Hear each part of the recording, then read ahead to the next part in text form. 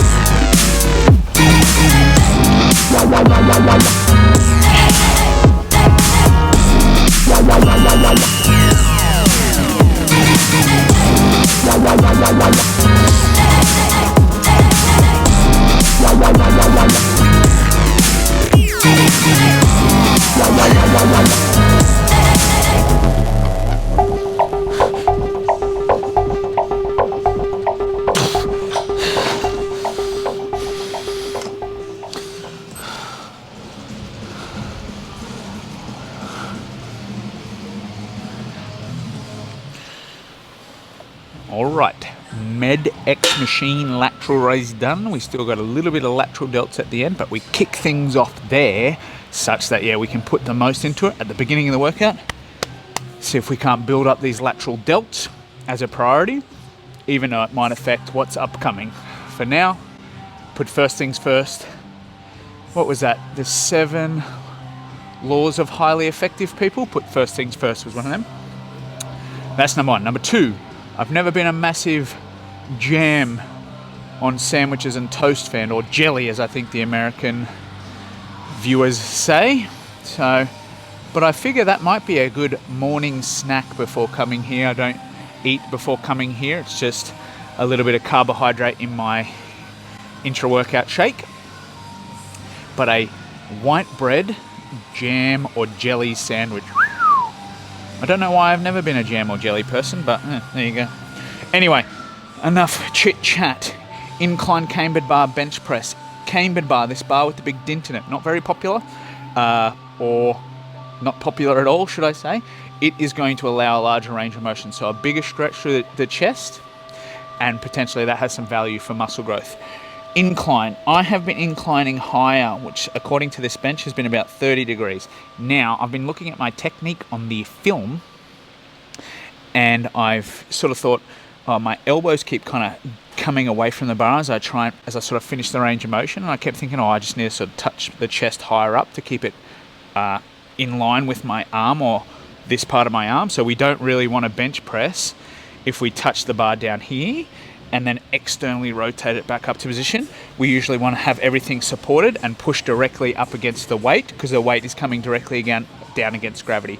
So if you're like this, it's almost like an external rotation movement and a pressing movement at one time. Anyway, all that's to say is I think a potential issue was that for this bar, with this sort of deep stretch, the 30 degrees might be too far for my range of motion in my shoulders. So I'm going to bring it down to 20 into a low incline and see if that does a trick. But for all our other bench pressing cues are the same. I like to make sure I get my chest nice and proud. So I put my chest as the highest thing, exposing it to the tension and the weight and the force and whatnot. And take it over the top of my chest. I've got my hands on the outside of that dint. And again, as I lower down, that's going to allow a larger range of motion, because if it was a straight bar, if this bar was straight across here like this, it would be limited by that touching my chest. Now for some people, that's enough of a range of motion, and this is excessive. Their shoulders or whatever won't go through that range of motion. So for that person, don't go through that range of motion. Stick with a standard one. If you get shoulder pain or anything like that, just stick to a straight bar. But for me, decent range of motion. This gets me an extra stretch. It feels effective. And the one thing that I am going to do, try this lower incline, see if that kind of helps with my technique upon reviewing the exercise later when I edit the video. All right, let's keep it rocking and rolling. Comment below, team jam, if you are team jam or jelly, sorry. There are particular varieties and flavors, so let me know which one is best, because I've always been team peanut butter. In Australia, we have Vegemite. Nothing wrong with some Vegemite. It's a bit of an acquired taste, I'm led to believe, but we, on our dummies when we are growing up, we get, or dummies, pacifier is another word for it, if you don't know the word dummy. They put some Vegemite on the pacifier, like so we suck on it as we're infants. That's not true. It's also not true that we ride kangaroos in Australia to school and whatnot. Nah, let's keep that rumour going. All right, let's bench press.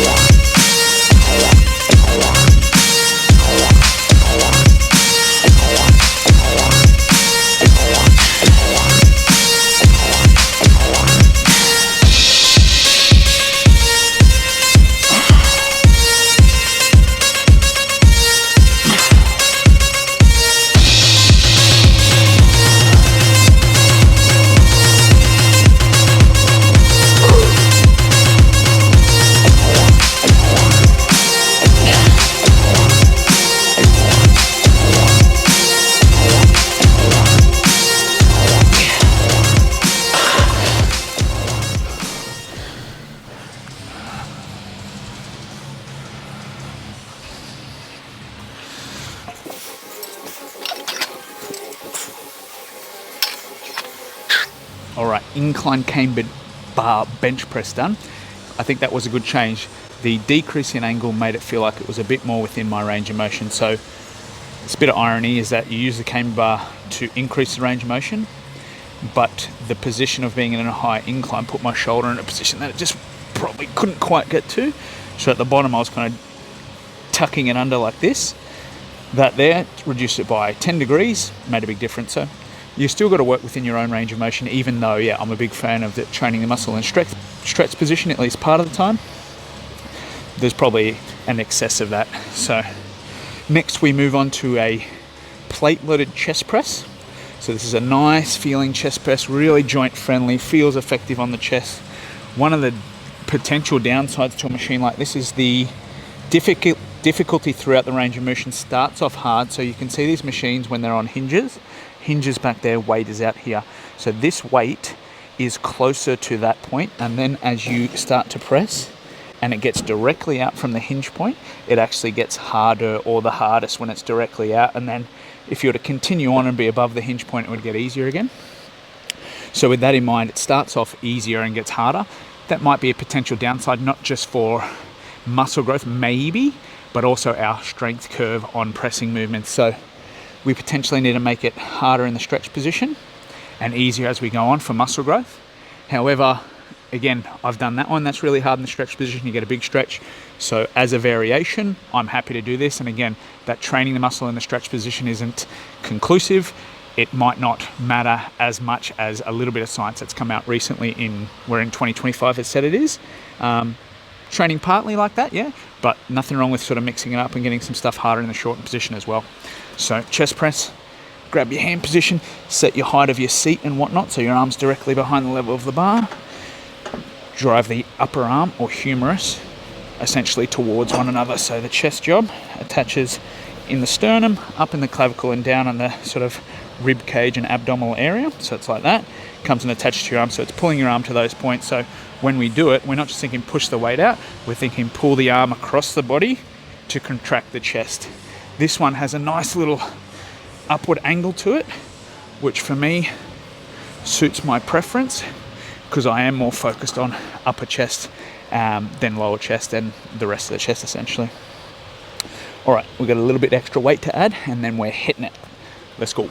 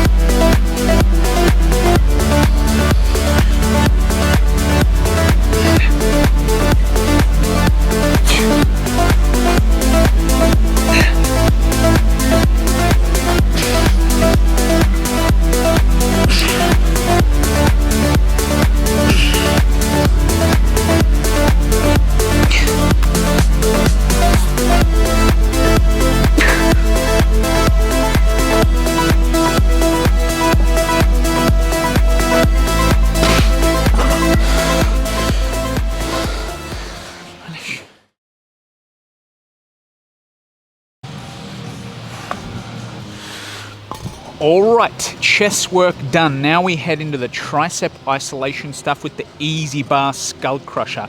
This is a good opportunity to take a little bit of lesson time with Coach Dan. So here is this is not a great segue. I'll get better. Last week, this exercise, my performance went down. Not great. I gave myself a red box. The red box on my program, or like just highlight in red, is not to say you're a bad boy. It's to say we've not improved or we've gotten worse. Orange, not improved. Red box, what do I do? Red box, gotten worse. Green box, personal record for me. So I do that on my program to make it very visually easy to kind of look back and go, what's going well, what's not. Now, the only change that's happened to this muscle group is that on my first push workout of the week, I did a bit of extra cheeky tricep work. So then I've come to this, the push workout afterwards, and I've gotten worse.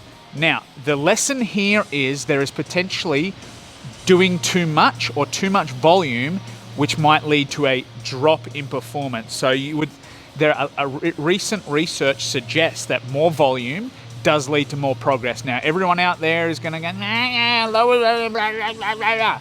However, that's just what the current research suggests, right? More volume up until pretty high amounts appears to lead to more progress. Now, everyone varies. Individual variability is absolutely a thing. However, on the average scale of things, that looks to be the case. So, when I've added my extra volume to the triceps on the earlier day of the week and my performance decreases, potentially I've tipped over the amount of volume that I can get better from, and I've gone to a stage that I can't recover from. With that in mind, potentially I need to reduce that volume back such that we make progress. Now, let me summarize this. We need to do enough volume that we can make progress. That's it in a sentence, right? So if you're thinking how much volume to do, how much should I do, what to do, everyone says this, everyone says that, how much volume does it take for you to get better? And within yourself, how much volume per muscle group does it take for you to get better? And you can keep experimenting with that over time. If you think, okay, I'm going to start off with 8 to 10 sets per muscle group per week, quads, calves, chest, shoulders, back, all this kind of stuff, and you see that you're making progress initially, and then the progress comes off. You can add extra work or extra volume. Add 20% at a time. Don't go double. That might not be smart. Add 20%, see if that leads to improvement. If so, carry on. If not, maybe go again. And you eventually find this range that you can work between. So there is also the potential that you're doing too much volume, like is in the case for me. I added 3 extra sets on Monday, and today is Thursday, last week, and I did it again this week. Now, if I keep getting worse at this, I will probably take those 3 sets away on Monday, even though I quite enjoyed them. Very long spiel. I don't know how long that is, but I think that's a very important lesson. You need to do the required volume that it takes for you to get better, and experimenting with that over time. So next week when I start my new structure, because I'm going to upper lower body split, cat's out of the bag, so I'm changing my structure a little bit. I'm going to reset the volume back down because I'm going to have to train every 48 hours instead of every 72 hours. So 48 hours, so I'll reset the volume. I might take off a quarter, 33%, take off some volume, and then at my new gym with my new exercises, see if the progress comes. See if I can recover or not, see if I'm recovering easy, and then add or reduce from there. Long spiel about volume. We got to get the right amount to make progress, and you can see that in your performance. Performance goes down, not ideal. Okay, I wanted that to be more succinct, but too bad. So, Easy Bar Skull Crusher. Easy Bar has these kinks in it. I've always found the Easy Bar and grabbing the narrow kink to be my favorite skull crusher or lying tricep extension variation. I'll take it up onto the lap, lie back with it. And my variation has me touch just above my head on the bench to keep that nice standard each time. Big stretch in the tricep.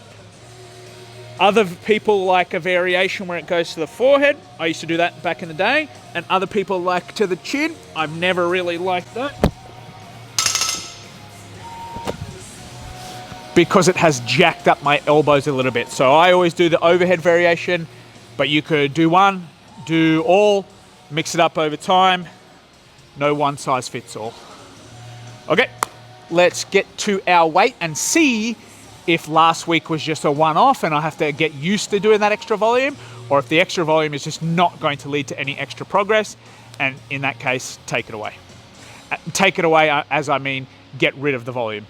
Take the volume out of that and get it out of the program altogether. Let's go.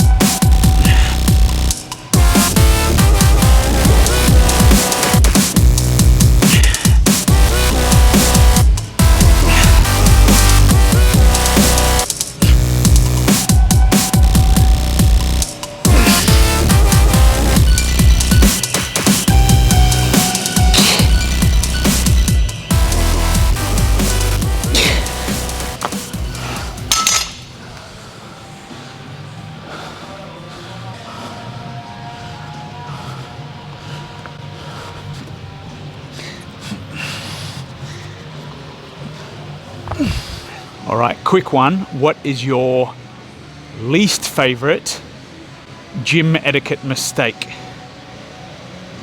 People taking up too much equipment, as in they're doing something and they walk over and do something else, and then they go do something else, but they're still using those two pieces of equipment.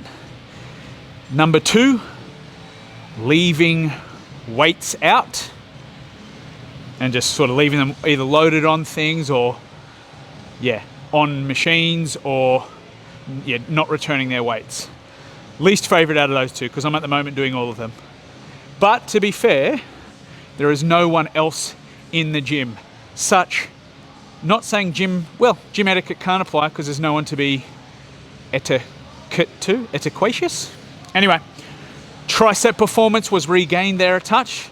So sometimes the addition of volume, maybe it takes a little bit of time to recover to this, and then we can start to make progress, but we will see over the next couple of weeks. Okay, next up, dumbbell shoulder press, classic, been around since, Fred Flintstone was doing shoulder presses with rocks or something like that. He had Bam Bam up here, Pebbles over here, and Fred's going, yeah, dumbbell shoulder press. We've just moved on to dumbbells, a little bit more easy to hold on to and therefore take the muscle closer to failure. Dumbbell shoulder press or anterior delt is what we're focused on here.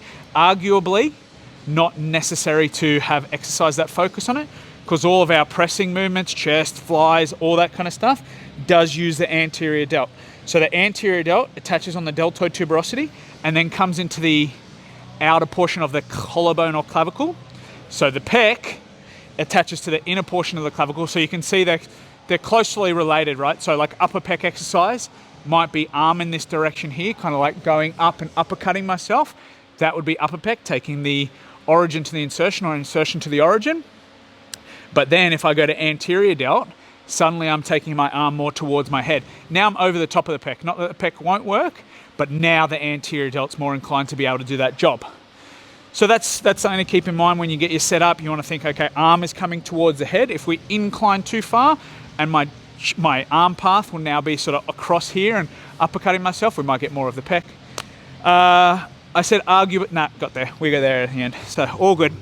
So I only do 2 sets here because I do all the other chest exercises and they've gotten a lot of work. The 2 sets here is to make sure they are the limiting factor, so they get their time to shine. Although their time to shine is way late in the workout, so they don't get to shine too much. But again, they're not a massive priority at the moment. So easy peasy, up onto the lap. Here's one of the important parts you want to kind of get practice on, kicking them up in a position so you're not wasting too much energy. So we'll go bada bing, bada boom, kick with the legs, drive up from there. I like to touch the inner head of the dumbbell to the shoulder for a consistent range and think about driving my shoulder towards the head. So although we're holding onto a dumbbell and we're pushing the dumbbell up, we're more, well, I personally like to think, to get a feel for what muscle's working, pull my shoulder in towards the head. Change arm angles, change bench a touch, but just, keep in mind the further you go back, you might be more likely to use the upper chest. All right, don't need too many warm-ups. Let's get it going.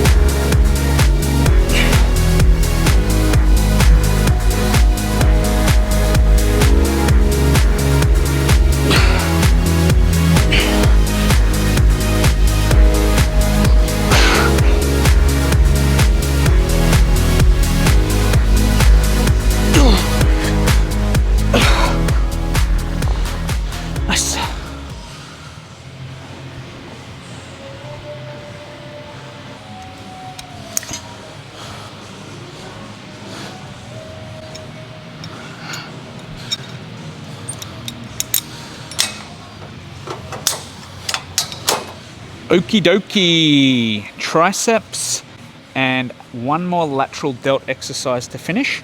This is a tricep pushdown. I do it as a superset because I've been here for a long period of time This is not a superset, sorry, a drop set. I used to do it as a superset and I was just too tired, so I'm a wuss. So I do it as a drop set. So what happens with a drop set is you'll do 3 sets back to back with minimal rest in between. We're just dropping the weight. So I'll do a set, 10 to 15 reps, tricep push down, get nice and close to failure. Now, just because I'm close to failure at that weight doesn't mean the muscle is completely cactus. It just means that at that weight I can't perform anymore. So I'll drop the weight. On this weight stack, I go from 150 lbs. Here in Australia, we talk in kilograms, but this machine talks in lbs. Oh, there's a kg marker as well. Anyway, the big thing here is lbs. So I go 150 lbs, and then I think, I'll do 10 to 15. I got 13 last week. Drop the weight to 120 lbs. And then, again, set close to failure. Usually I fall off the deep end pretty quickly there. And then maybe 100 or 110 or something like that. I'll check my log here in a second. And this way we can get 3 hard sets all close to failure within a short duration. So I can get 3 sets of tricep work in within 3 minutes, which would normally take 10 minutes. An efficient way, an effective way to get work in, keeping in mind I've already done the easy bar skull crusher or tricep extension. So having this alongside that I think works well. And yeah, it feels very effective. It hurts terribly bad. So all the signs that let me to believe that this is a worthwhile idea are there. So I've been doing it for maybe a couple of months now, right? As a tricep extension, I'm going straight bar. You can go rope, you can go V-bar, you can go any of the other dingles that you like that feel effective to you. We'll essentially take the bar, nice elbow flexion, extend the elbow, bend the elbow, extend the elbow.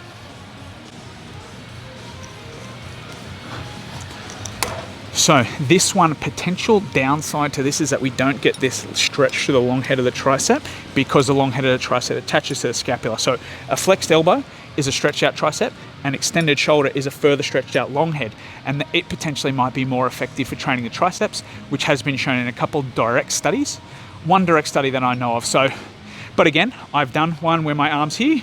On another day, I do one where my arm's here, and today I'm going to do this one. So good combination, variation of exercise I think is worthwhile. And yeah, maybe back in the day, a couple years ago, it would have been really dogmatic. You got to go to the stretch position, bro, blah, blah, blah, blah, blah. These days, I'm inclined to think training close to failure, if it feels effective, if you're getting better, there are more important points than, just fully training the muscle in a length position. Anyway, maybe in the next few years or so, we'll have some more clarity surrounding these things. But for now, we know that training close to failure is important. We know that doing enough volume seems to be important, these kinds of things. So pay attention to the big rocks, and later on, let's see if they figure out the little rocks. Or maybe I can.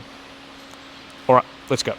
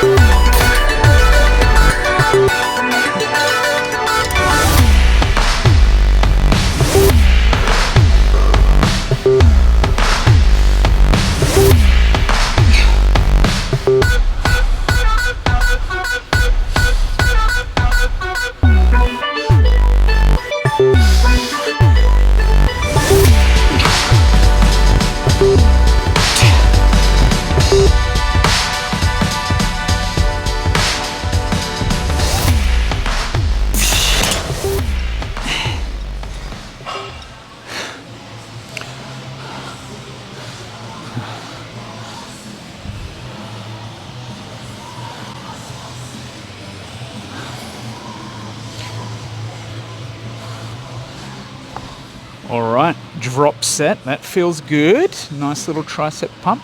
A little bit of a performance increase from last week, which is a good sign, so happy days there. Now we move on to our last exercise and our last delt exercise, or side delt specifically. At the beginning of the workout, we did that machine lateral raise. That was a big chunk of lateral delt work. Now we've got 3 extra sets here to kind of finish it off. So we're gonna do Side lying dumbbell lateral raise. Again, not a very common movement, but has merit. So you might have seen me do like a lying bicep curl. What that does for the bicep curl is it makes it hard in the stretch position. So a standard bicep curl doesn't get hard until we start to go up against gravity. So this here, the elbow's 90 degrees. So there's this portion where the bicep is in the most stretched out position, where it's kind of like not really doing anything at all, unless we had like a cable that went back that way, which would be what I did yesterday. But so to counteract that for a bicep curl, we might lie back. Now, dumbbell lateral raise has the same issue. Down here, nothing really. You could just hold the heaviest weight you could. But as we start to kind of get up to here, it gets really hard because we start to go directly up against gravity. So to counteract that for the dumbbell lateral raise, we're going to do a side lying variation where I've got a bench. I have a dumbbell, and we're going to lie on our side and do a lateral raise. Now, in true me fashion, I did this last week and wasn't 100% certain, and I'm still not certain about the correct setup. It has been a long time since I've done this one. Maybe February 2024 seems like a long time ago. Anyway, it's been a while, maybe February 2025 this year, and it's December 2025, so it's been a while. And again, you learn more over time about yourself and stuff like that, so setup and technique might change. But I'm just trying to find a good setup and technique for me that is sustainable and consistent, feels effective, and does a good job. But yeah, I'll overthink stuff to the point that I'm like, oh, should I angle 3 degrees this way or should I angle 3 degrees this way? Probably doesn't matter. We want to get it such that it feels effective to us and also is consistent, and you can do it and repeatable is what I'm trying to say. So lying on the side, what I've come to, one leg on, back leg is off. I'm bringing the arm kind of in towards my adductor or groin region, and then I'm going to raise out on that path there.